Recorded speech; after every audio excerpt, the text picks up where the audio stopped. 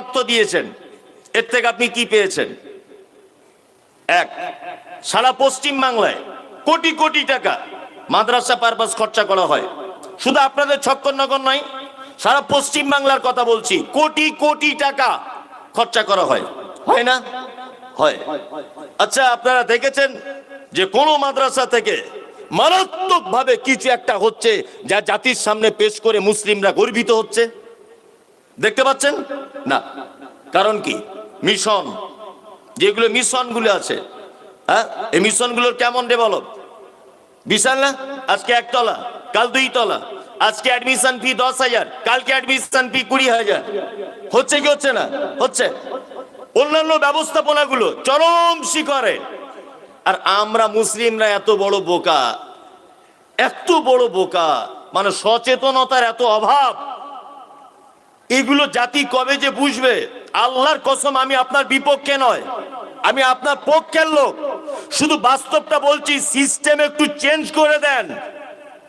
এক, প্রত্যেক দায়িত্বর জায়গাতে যুবকদেরকে বসান। কি বললাম বুঝতে পারছেন? প্রত্যেক দায়িত্বের জায়গাতে যুবক ছেলেগুলোকে টেনে আনুন। আর এদের দ্বারাতেই সমাজ, মাদ্রাসা, মসজিদ, ঈদগাহ, কবরস্থান, জলসা, ধর্মীয় ব্যাপার ডেভেলপমেন্ট হওয়া সম্ভব। সরকারি একটা রুলস আছে, 60 বছর বয়স হয়ে গেল চাকরি চলে যায়, যায় না? হেডমাস্টার রিটায়ার হয়ে যায় না 60 বছরে?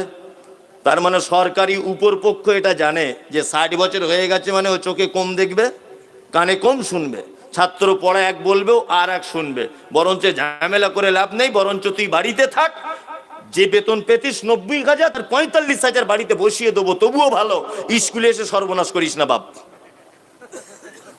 কারণ তোমার এখন বুদ্ধি কমে গেছে।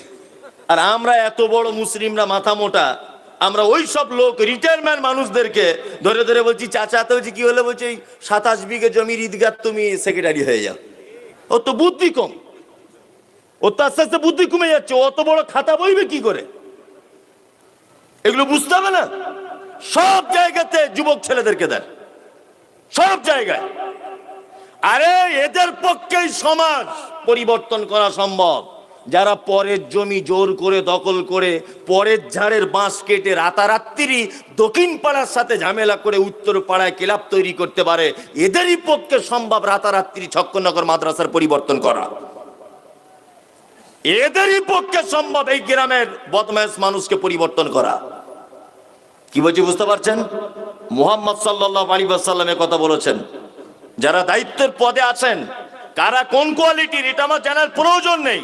আমি বলছি, আপনার যদি বয়স হয়ে যায়, আপনি আপনার ছেলেকে আনুন, দায়িত্ব আপনার ছেলেকে দেন।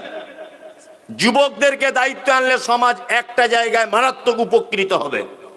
এক, আপনার গ্রামে একটা 16 দলীয় টুর্নামেন্ট খেলা হচ্ছে, ফুটবল হোক, ক্রিকেট হোক, কিছু একটা হচ্ছে। খেলার শেষে যখন প্রাইজ বিতরণ অনুষ্ঠান হবে, তখন 2টো মেয়ে ভাড়া করা হয়েছে, বহরমপুর থেকে এসেছে, তারা শর্ট প্যান্ট পরে ড্যান্স করবে স্টেজে। অনেক গ্রামে হচ্ছে না এগুলো? অনেক জায়গাতে, আপনারা চক্করনগরে না হচ্ছে কি হচ্ছে না? মুসলিম গ্রামে হচ্ছে।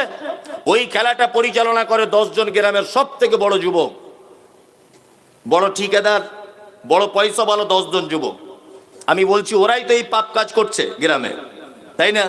ওদের 10 জনকে যদি মাদ্রাসা, মসজিদ, ঈদগাহের যদি দায়িত্ব দিয়ে দেওয়া হয়, বলুন তো এই পাপ কাজ করার আগে 10 বার ভাবতে হবে কি হবে না যে এই পাপ কাজ আমি করব না? ওরে বাবা, আমি মসজিদের দায়িত্বে রয়েছি, ওরে বাবা আমি ছক্কনগর মাদ্রাসার অমুক পদে রয়েছি, আমি ঈদগাহের দায়িত্বে রয়েছি, আমি জলসা কমিটিতে রয়েছি, আমি কবরস্থানের দায়িত্বে রয়েছি।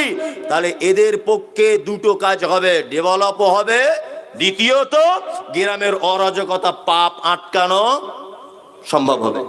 সব জায়গায় এই যে বসে আছে সব ইয়াং ম্যান, 30, 32, 33, যারা ছোটাছুটি করতে পারবে, এদেরকে নিয়ে আসুন।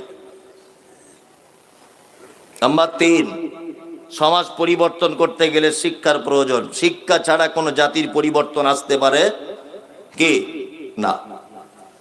আমার বক্তব্যের বিষয় বলেছি শিক্ষার মর্যাদা। এইবার আপনাদেরকে আমি বলছি শিক্ষার ব্যাপারগুলো। 1, শিক্ষা আর বিদ্যা এই দুটো জিনিস এক না আলাদা?